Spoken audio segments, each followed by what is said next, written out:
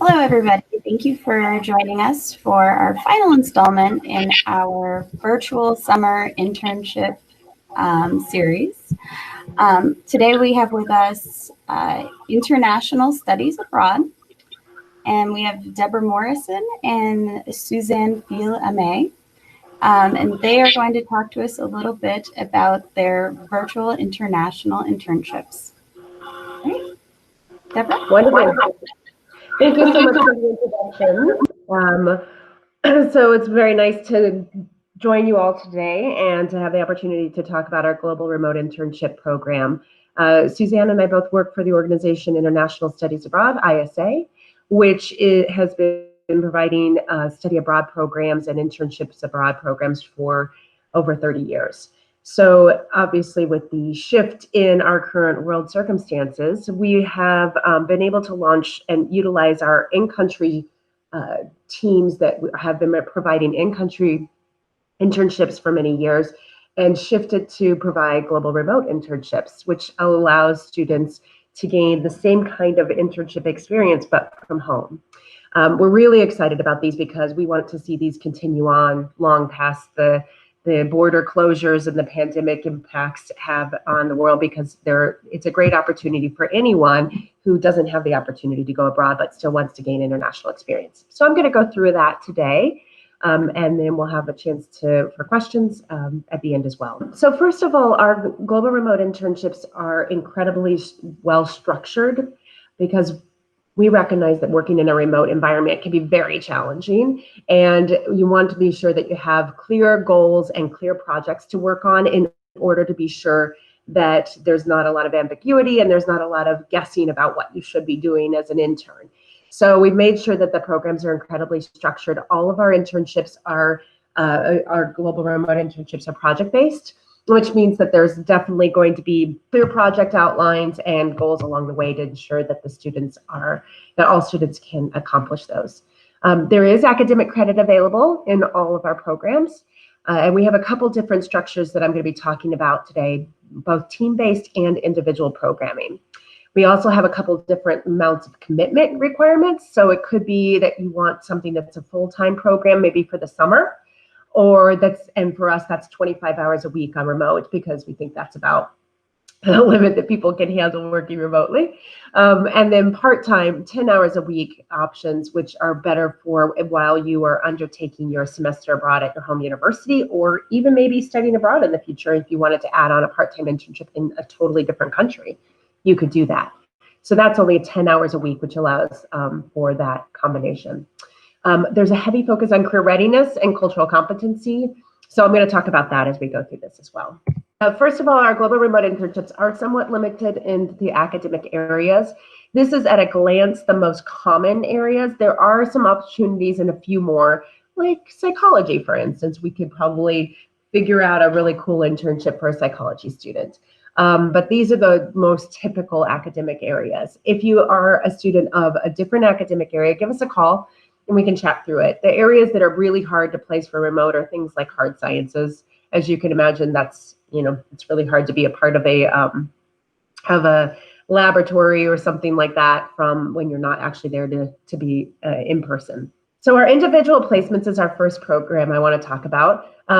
This works very much like our in-country program does. And so it's the same process, which means that you submit an application with a cover letter and resume, and then we have an advising session that's about 20 to 30 minutes long, maybe even a little longer during that application process, to ensure that your cover letter and resume are the right format and maybe include everything they need to include. And then we also talk through that with you to learn more about your goals and to really understand what you're looking for in a placement. And then your application goes overseas, and that could go to one of our 3 countries where we're placing students to our teams abroad. So there are opportunities for these programs. These are all individual, so you'll be placed with a company and assigned a series of projects, or maybe one big project with a number of steps in between in your field of study. And then you will commence that along with a cohort group. So there's a lot of other students that will also be doing individual internships at the same time that you'll be able to meet via online interaction. And I'll talk a little bit about that. So we have programs starting in January and in June and in September. The programs starting in this coming summer. So our January program is almost, the application deadline is coming up very, very soon. It's November 15th. So there's still an opportunity to participate in that. But that program is structured slightly differently in that the credit is included. Moving forward, as of this summer, the credit will not be included. You can add it for an additional fee of $300. And so these prices are for our summer program. So 8 weeks or 16 weeks, same price. 16 weeks program we don't actually run in the summer. We run that only in the semester, so maybe next fall. And then you can earn, as it shows there, the amount of credit. You can earn 6 or 4 credits from that. This does include our cross-cultural experiences and our cultural career development toolbox, and I'll talk a little bit about those in a minute. Here's just a few sample placements that students have participated in over the last few months in our Global Remote Internship. So we've had some research and development interns, we've had finance interns, project coordinator interns, really a whole range of different opportunities for students. But this just gives you an idea of what some of those students did as far as their projects. The next program is our team-based placements. These are 4 or 8 weeks in length, and they both require a commitment of 25 hours per week. The prices are there. Again, this is for our summer. There is academic credit available for an extra fee for each of these as well. So 3 credits for the 4-week program and 6 credits for the 8-week program. This is like a mini consulting gig. So students are placed into groups of 3 to 5, and they are assigned a company and a project in Australia and a professional mentor. And that professional mentor helps to keep that group on track as they accomplish the project. So it could be, for example, it's a company that wants to enter a new market and they need to investigate the competition, provide a SWOT analysis. They want the team to provide a sales and marketing plan, and maybe some ideas for what the program or the product should include based on their research. The team goes away, they come up with a plan, they come back, they pitch the plan to the company, and then they go and do their work, and at the end, they provide a presentation. So there's feedback, a loop all along the program from the company and the professional mentor. It helps to make sure that the project stays on track. It's really a very cool consulting experience, and students got so much out of it and recognized that they were really contributing to these companies and where they want to go from here. So here's some example of those past projects for the team-based placements. As you can see, like sustainability, a manufacturing company had students identify practical initiatives that contribute to their global sustainability goals.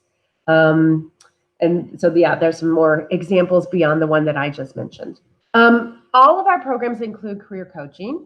And so I want to talk a little bit about that. There's a number of different points in which you will receive career coaching throughout the program. The first is in that advising session where we're going to review your internship goals, really talk through what is it you're looking for out of this experience, what are you looking to gain, what kind of skills, hard skills, soft skills, so forth, that you really want out of this experience. So that maybe you need to tweak your resume or your cover letter to address that, or maybe you think that you want something and then after that advising session you recognize that actually it would be a better fit if you went after a different kind of internship. So that's what the first career coaching session is all about. And then we provide that professional, personalized mentorship throughout the internship. So if it's our team-based placement, the mentor provides that along with our staff are happy to step in and provide guidance as well. If it's our individual placement, our staff are highly involved. And so they'll check in regularly. How's everything going? They check in with the supervisor on site as well. What are things looking like? And then there's checkpoints, of course, with your own supervisor where you're meeting with them weekly or 2 times a week. You have regular meetings. Maybe it's daily, depends on the projects, to get guidance from that person as well.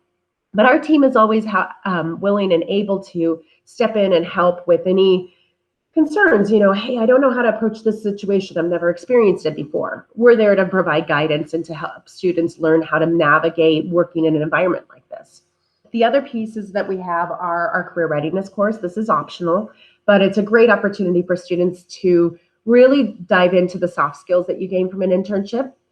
So NACE is the National Association of Careers and Colleges and Employers, and they have put forth these 8 career readiness competencies.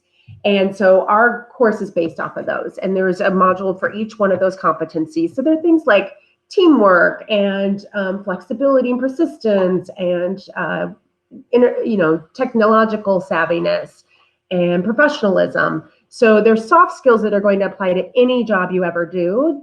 And you really do gain those in an international internship, even a remote internship. Absolutely, are you gaining a lot of all of those skills? That skills survey that's mentioned in the last bullet is actually a measurement of those skills. You'll take that at the beginning of your internship and then again at the end. And your site supervisor will also take that and assess you on those same skills. And so you can see the growth that you have from the beginning to the end of your internship. You can also see any gaps of what you think about yourself versus what your site supervisor thinks. So you might think you're incredibly professional, but maybe your site supervisor disagrees. It's a great learning experience to see where you stand on that. It also has a big baseline of data because students all over the United States take the same survey. And so you can compare yourself with other students who are at your same level of education and know that where you stand with other students getting ready to graduate in the next couple of years. We also have 2 remote internship workshops that take place during the session. And so you'll participate in those and gain even more career coaching through those because there's some activities and that go along with those. Application process is really easy. Basically, you select your program and apply online, and then we'll have that advising session if you are doing the individual placements. For the group, the team-based placements, we don't have the advising session because what we do is place teams based on your academic major. So we'll group up kind of we try to really mix up the teams so that we have a lot of students with different backgrounds coming together, and you'd be placed with students from all over the country as well, which is pretty cool. And then you accept your internship offer and you start. So we'll have a virtual orientation in there as well. And then throughout the process, there's a lot of cultural activities and resources that are sent out so that you can learn more about the country in which you're interning. Whether it be, here's a really cool tour of a museum that you should check out, or have you read this book? This is a really great book about life in Vietnam, and it would really help you to understand more about the culture. Those are things we also cover a little bit. We do cover culture a lot in our orientation and in those check-ins that happen along the way, because that is the biggest difference, obviously, is the cross-cultural communications is a completely new experience for most students. So we really do focus in on that regularly and help you to learn more about the culture in which you're interning throughout the process, because we think that's really important. There will also be some live sessions where you'll connect with other individuals besides just your site supervisor from that particular culture. So there's some really cool opportunities for cultural engagement throughout the process as well. So just to get started, you can check out our website, studiesabroad.com/experience. But feel free to give us a call and chat through any questions that you might have as well. So I'm going to pause there and ask if there's any questions that I can answer. Question for you. Are there any scholarships available for any of the programs? Not for the global remote internships. Those particular programs don't have scholarship eligibility. However, if you were to have been on an ISA program in the past, you can use some of our scholarships, like returning student scholarship. And similarly, if you want to go on an ISA program in the future, you would be a returning student so we get that discount moving forward. Okay, great, thank you. Quick question: what does the process look like in terms of receiving the credit from the internship and transferring that back to my home university? Yeah, that's a great question. So bringing it back is the part that you'll need to ask your own academic advisor about. However, as far as getting the credit, all you need to do is let us know that you want the credit. We'll sign you up for the course. And like I said, it's an additional $300 if you're doing it in the summer. If you're doing it in the spring, the credit is included.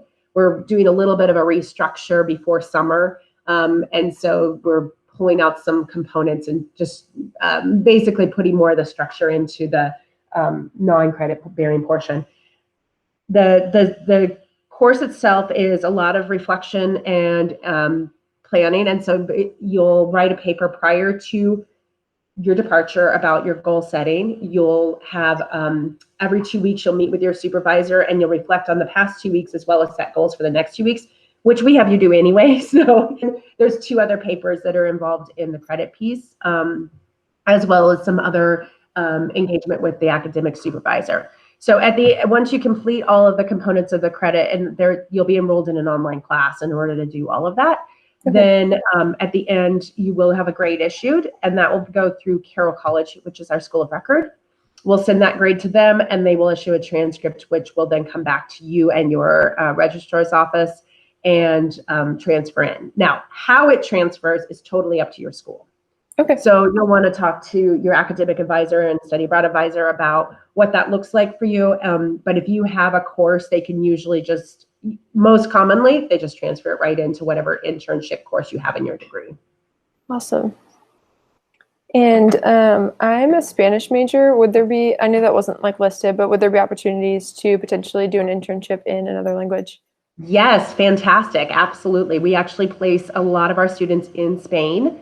And so if you have Spanish language capacity, whether it be minimal or fluency, even better, because one, you're going to get a better placement, in my opinion, because you're going to engage at a totally different level. 2, you're going to get the opportunity to practice your Spanish. So yes, absolutely. So we definitely put that in your cover letter, definitely indicate that you would like a placement in Spanish.